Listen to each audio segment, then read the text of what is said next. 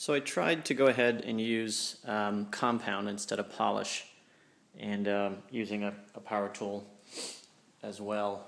And it was more effective at cutting into these sort of microscopic little scratches that are left by the wet sanding, but it still takes really a tremendous level of effort on a panel if you've wet sanded with 1000 grit to get back to a gloss finish essentially. So when you look at this, again, this door here is untreated. It's not been sanded, it's not been polished at all or buffed, and this one has been the 1000 grit. And what you'll notice is I don't know if it'll show up, but if you look in the light as I move the camera along, it looks like there's a haze or a film. There's not a gloss, especially back there toward the back part of that panel. And what you're seeing there is sort of where the compound has not really been able to get back down through the scratches that are left by the sanding. And so I have more work to do just to get this panel glossy again. And it's honestly a bit disappointing at this stage, because my hope had been that at this stage of the painting, if you look at an untreated panel in the lighting here, I just don't know if it's going to show up on the video, but there are a lot of little flaws that come with using a roller to apply paint. Little runs and sort of dimples and so on. You can see right there by the door handle.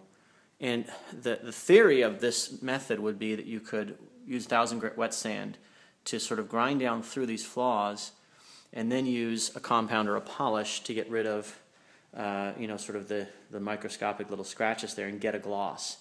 And I think it's technically feasible. I think this rear quarter panel, I didn't get through a lot of the flaws using the sanding, but man, the amount of work per panel, it's hard to make the argument if I just sort of walk along the rest of the car. And these panels don't look terrible, especially for a race car. I mean, sure, there's orange peel, they're absolutely not perfect. Sure wouldn't pass for a brand new car, but for a race car that's probably not going to be handled all that delicately and it'll be covered by graphics, etc. A lot of this is good enough. And so the question I'm facing now is it worth it to continue with a wet sand of the balance of the car? Here, by the way, is the trunk. This one was wet sanded, and I've spent a lot of time trying with the compound to get back to a high gloss, and you can tell looking at it, it still looks very dull. So even this trunk just has a lot more work to do because I wet sanded it to get a gloss back. And so it's just a huge amount of work. This panel, the right quarter panel, I just used the buffing compound and did not wet sand. And I think it did cut out some of the defects, but not a lot, honestly. And this door, I did the same thing. And this fender up here is untreated. And again, the video, it might be hard to tell, but to my eye, there's not really a big difference in the two panels between just having left it alone to dry on its own versus using a buffer. So I'm inclined at this point to just kind of leave it alone, put the car back together, and go race it. After I finish trying to cut down through the sort of haziness of this trunk from the sanding and this last quarter panel.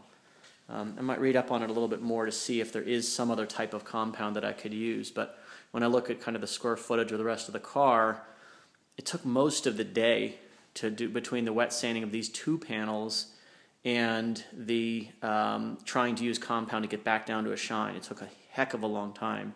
So I'm having trouble sort of justifying the idea of doing that on all the rest of the surface that you see here. So a bit of a disappointment.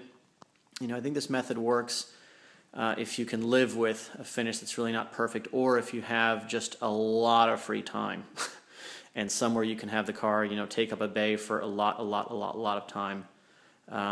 Or I think the method works in this case where, you look at these little flaws and you say, well, it's a race car. It doesn't have to be perfect because it's not going to get treated all that well. It's nice and easy to repair when this gets damaged. I say when and not if, on track. And so there are definitely benefits to this in this application. Would I do it on a street car? I probably wouldn't. I think that between this and getting a cheap respray for $500 to $1,000, it really comes down to what your time is worth. and I'm into this thing for well over 40 hours now, and as you can see, I still have to put the car back together, and still have to kind of continue this part here of getting back down through the harm I did there with that wet sanding piece of it. So it takes a lot of work to do this.